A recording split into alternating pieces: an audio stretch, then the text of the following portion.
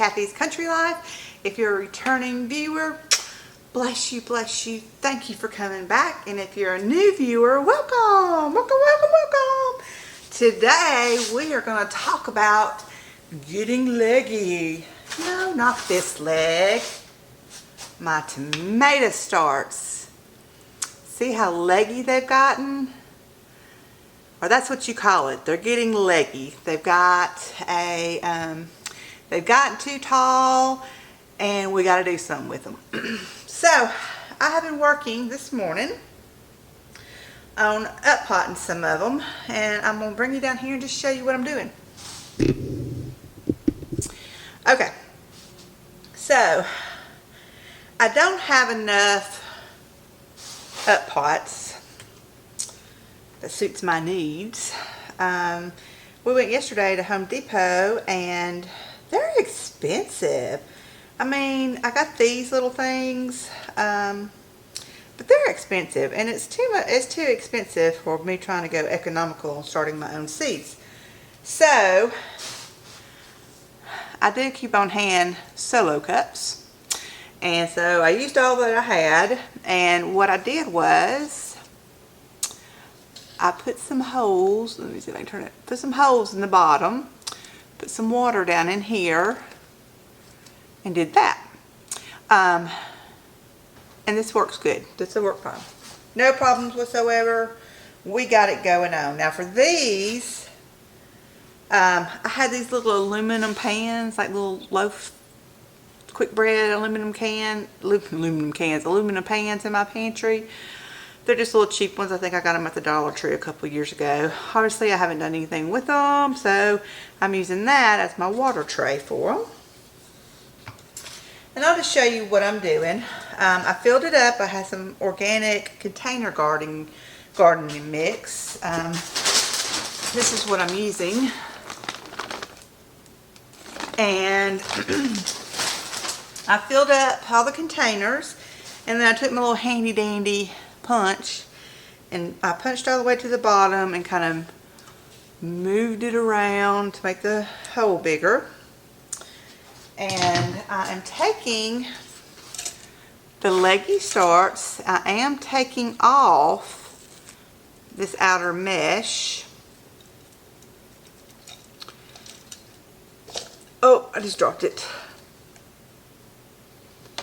And I'm getting the seed out, the seedling out with some roots on it. And then I'm just putting it down deep into that hole and covering it up. Easy breezy. Easy breezy. Like I said, I don't have enough containers for all of them, but I'm going to tell you, I had probably a 99% germination rate on all my pans. So they did a lot better than what I expected. So I've got an overflow of tomato plants, which is fine, no problem. I don't know, let me show you. Let me get this one.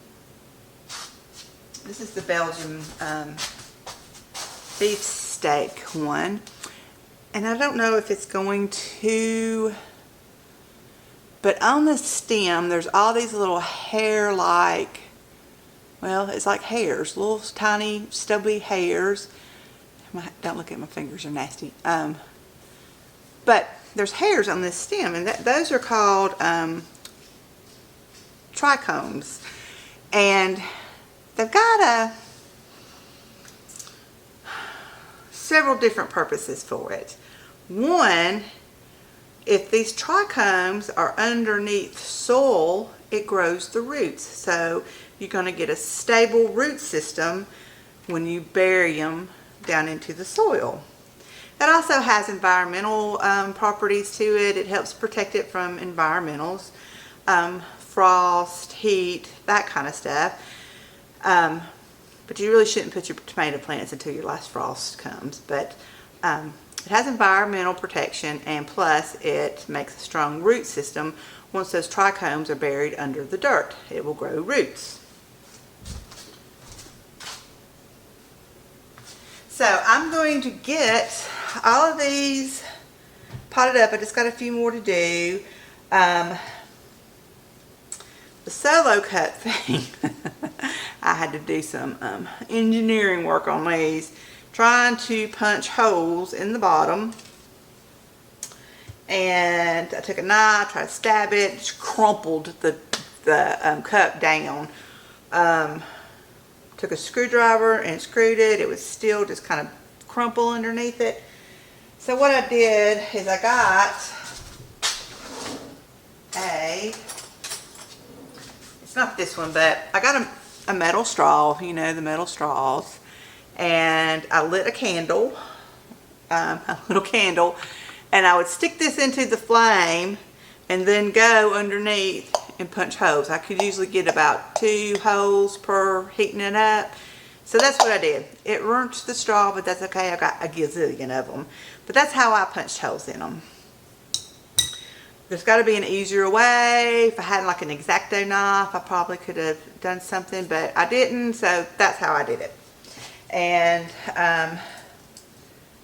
went ahead and put the water in the second cup, and then I am labeling the cups with what it is. So these will go back under my grow lights. I do have some of these bigger pots that I'm going to fill up, and I think I'm going to maybe put 2 or 3 tomato plants in here. And I also got peppers that are coming up that's germinating, so I'm going to have to go scrounge up some more containers. And my mother-in-law may have some over there. She keeps everything. To do this, which if these tomato plants that I'm able to put in bigger pots, if they survive, we'll be good to go. I mean, you know, this is plenty of tomato plants that I need. I'll even have some that I can share.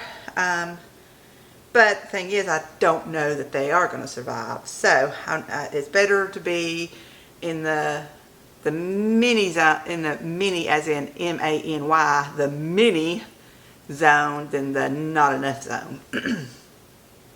Because you can always share what you start.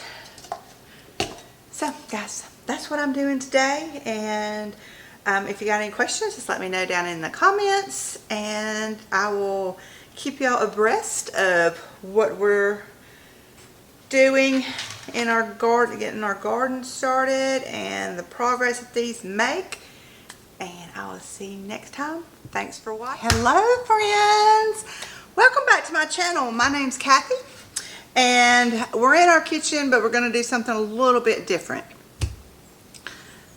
Several videos ago, I just put in just a little snippet of a video where I had gotten a Harvest Right freeze dryer. Now my husband got that for me for Christmas. It got delivered, I think, the 1st of December, but he was being stubborn and was making me wait to use it since it was a Christmas present. But I talked him into it a week or 2 before Christmas and let me have it. So I set the thing up. I got the medium size. They had $500 off. This is the reason why we went ahead and got it. We had been saving for one, and it was such a good discount that we went ahead and just took the plunge and got it. So anyway, it's over there making some popping noises right now. So I set it up, read all the instructions, looked at all kind of videos about setting it up. When you get a freeze dryer, it tells you to do, it's a function testing, and then you take some slices of bread and you spray them with water, and it's called a bread run. And so what you're initially trying to do is freeze dry some dampened bread slices. I did that, worked fine. So I had put in garlic. I wanted to freeze dry garlic. I have dehydrated garlic in the past, ground it up for my own homemade garlic powder. So I wanted to do that, freeze drying. Matter of fact, I was doing a whole bunch of it because I wanted to grind it up and give it away as Christmas presents. It never did achieve the vacuum needed to complete the cycle. I kept getting inadequate vacuum error. You know, I checked everything, made sure everything was tight, you know, the drain valve was closed, all the things that my non-mechanical mind could think of. So anyway, I started looking online on what that means, and I came across a Facebook group called the Freeze Dryer Support Group. Freeze Dryer Repair Support Group, I think is what it's called. Or anyway, I'll link it below in case you have these issues.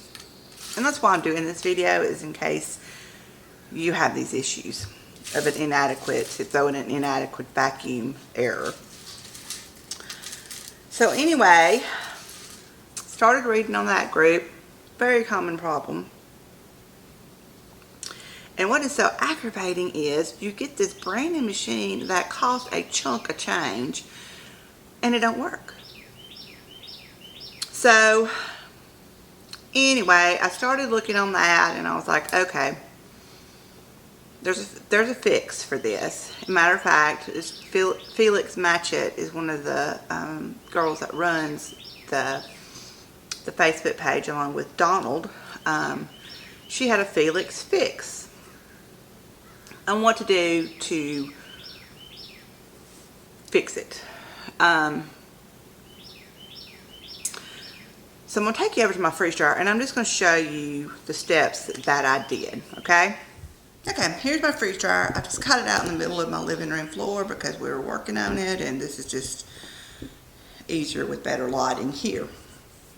So, one of the things that they recommended was, one, to change out the drain valve, the one that came with it. They said it was cheap and unreliable. So, I ordered the drain valve that they recommended off of Amazon. I changed it out. I also got this self-sealing silicone tape that they said to get, and I wrapped anything that had a connector to it. So I wrapped this all up. Come over here. This is the fuel pump. This is a clear tape. I wrapped this up, and then I wrapped up the connector to the can't even think, to the pump. This is the pump, and I wrapped that up. So I gave it a test run, and blah, no, it did not work. Still was getting an inadequate vacuum. So the next thing to do was you needed to take the top and the back off of the freeze dryer. And so anyway, some time went by. I was frustrated with it. I was mad. There's a 30-day return policy. My 30 days was up. So I kept on and kept on watching that Facebook page and seeing what everybody was doing. So this weekend, my husband took off the back and the top, and this right here is the vacuum sensor. This comes up, and this is where most of the problems lie, or so that's what they were saying. So I did the same thing to here. This is just red. The other one I used was clear. I wrapped this all up, wrapped this all up, went up to the wires on it, and I put in some peppers and onions. I mean, some peppers, some bell peppers that I had, and some mushrooms that I had. Oh, and I also wrapped down here, which is your drain valve. I wrapped that, I wrapped that, I wrapped this, I wrapped this, and of course all of this. I just ordered the tape off of Amazon. Also, you need to just rethread the threads with this threading tape, like plumbing tape. Did all that. And so I put in a tray of mushrooms and a tray of bell peppers, green, yellow, and red. Turned it on last night. I got through the freeze section, no air. I got through the freeze drying, no air. I got through the drying, no air. Came home today. It worked! I'm so excited. It worked so well. I'm so excited. Finally, I have a freeze dryer. So, let me tell you, there were some wordy-dirds said. There was a lot of frustration on my end. I sent, you can go on their website and send, you know, a tech support thing. Never heard back from them. Now then, I know that there are, you don't ever hear about the good experiences on these Facebook pages and stuff. You know, if you got I'm on a Facebook page that is to repair your freeze dryer. So you're not going to have anybody saying, mine works great from right out of the box. You know, that's all you're going to hear is people who are having trouble. However, I think it's kind of weird how everybody's having unable to achieve vacuum air. And it was just that it's not sealed up right. It didn't come sealed up right from the factory. But anyway, it was a cheap fix. I did it, and I'm proud. So, this is my first go around. I'm just sitting here feeling how dry they are. And the mushrooms, now I have dehydrated mushrooms before too. It's kind of dark in here. I've dehydrated mushrooms before, and they kind of shrivel up.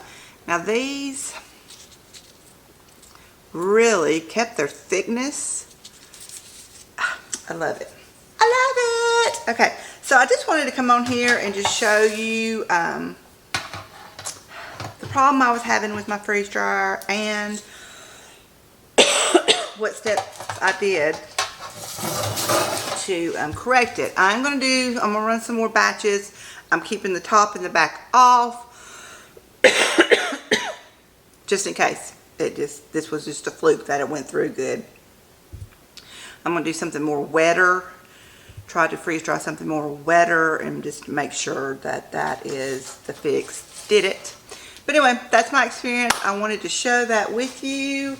Today, I have laid out one of my freezer meals, the lasagna casserole. Before I went to work this morning, I laid it out, put it on the counter, and it's still frozen in the middle. So, it's an all-day defrost thing. So don't think on most of these casseroles and stuff that I do as freezer meals that, oh gosh, it's going to sit out and get warm. And I've never had that happen. Never. And my house is warm. It's warm outside today, and I wore this long sleeve thing. But I've never had a casserole, you know, that's thick, thaw completely out by the time I get home from work. So don't worry about that. Y'all be sure and check out that video of my freezer meals. I've got some more planned. And I'll see y'all back soon. Thanks for joining me. Hit like and subscribe if you like cooking, preserving, if you like shopping hauls, just a whole host of things. So give me a like, give me a subscribe, and I'll see you next time.